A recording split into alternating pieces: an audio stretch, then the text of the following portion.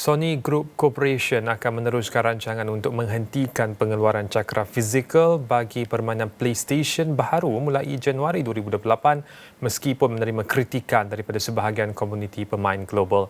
Menerusi dasar itu, permainan baharu yang dilancarkan selepas tarikh berkenaan akan ditawarkan dalam format digital sama ada melalui PlayStation Store atau kod penebusan yang dijual oleh peruncit.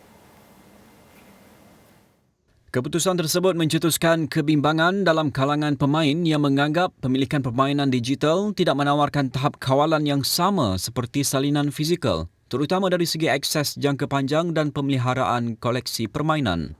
Ketua Pegawai Kewangan Sony, Lin Tao berkata, syarikat itu telah meneliti perkara berkenaan secara menyeluruh sebelum membuat keputusan tersebut dan akan meneruskan pelaksanaannya secara berhati-hati. Menurut beliau, perubahan itu didorong oleh trend pendigitalan kandungan yang semakin meluas dalam industri hiburan global. Lin turut mengakui ramai pemain mempunyai hubungan emosi dengan koleksi permainan fizikal mereka. Namun, Sony mahu terus meneroka cara terbaik untuk berinteraksi dengan pengguna dalam ekosistem digital pada masa hadapan. Menurut Sony, keputusan tersebut sejajar dengan perubahan corak penggunaan pengguna yang semakin memilih kandungan digital berbanding format fizikal.